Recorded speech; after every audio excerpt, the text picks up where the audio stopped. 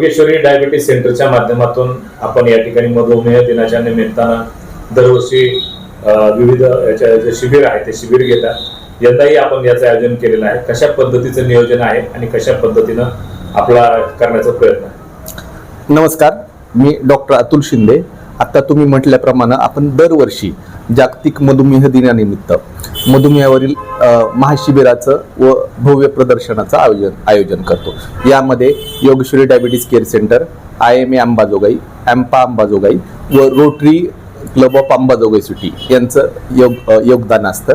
तर या शिबिरामध्ये बेसिकली आपण मधुमेहाशी निगडीत सर्व तपासण्या, त्याच्यामध्ये रक्तातली चरबी, किडनीची तपासणी, पायाच्या नसाची तपासणी, थायरॉइडची तपासणी, रक्त शर्करा, रँडम शुगर आपण ज्याला म्हणतो, आणि याच्यासोबत बऱ्याचशा तपासण्या पूर्णतः मोफत करतो. तर या तपासण्या करण्याचा उद्देश हा आहे की बऱ्याचशा लोकांना, जवळपास 50% रुग्णांना माहितीच नसतं की त्यांना डायबिटीज आहे. तर त्या नवीन रुग्णांचा शोध घेणं, काही पेशंटची शुगर बॉर्डरवर असते, त्याला आपण प्री डायबिटिक म्हणतो, त्या नवीन रुग्णांचा शोध घेणं, आणि ज्यांना डायबिटीज आहे तर त्यांना ह्या डायबिटीजमुळं काही परिणाम झालाय का, काही दुष्परिणाम झालेत का, काही नुकसान झालंय का, हे पाहण्यासाठी ह्या सर्व तपासण्या आपण पूर्णतः मोफत करतो.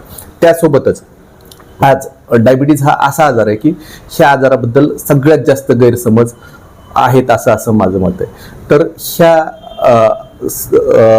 आजाराबद्दल जनजागृती निर्माण व्हावी, या आजाराबद्दलचे जे समज किंवा गैरसमज आहेत ते दूर व्हावे, ह्या दृष्टिकोनातून आपण या शिबिरासोबतच या आजाराविषयी माहिती मिळण्यासाठी सर्व प्रकारच्या माहिती पुस्तिका पूर्णतः उपलब्ध करून देतो. तर माझं अंबाजोगाई आणि अंबाजोगाई परिसरातील सर्व नागरिकांना आवाहन आहे की Yogeshwari diabetes care centre, IMA, AMPA व Rotary club of Ambajogai city यांच्या वतीने ह्या शिबिराचं जे आपण आयोजन करतो, तर जास्तीत जास्त नागरिकांनी या संधीचा फायदा करून घ्यावा, जास्तीत जास्त नागरिकांनी याच्यात सहभाग नोंदवावा. धन्यवाद. आपण दरवर्षी या शिबिराचं आयोजन करतो, मग एवढा मोठा खर्चिक ही बाब आहे, एवढी मोठी खर्चिक बाब असताना सुद्धा एवढ्या उदात्त हेतून आपण करताय, नेमकं काय त्याचं कारण? याच्या मागचं मगाशी म्हटल्याप्रमाणे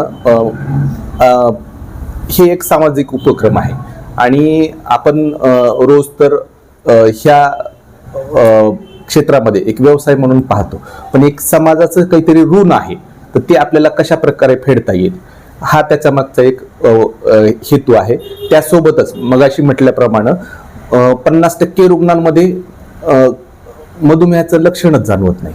मग ते जे आपल्याला जर रुग्ण शोधता आले, त्यासोबतच जे प्री डायबिटिक म्हणजे पूर्व मधुमेह आहेत, हे जर शोधता आलं, तर हे आपल्या शिबिराचं खरं यश आहे आणि हा त्याच्या मागचा एक उदात्त हेतू आहे.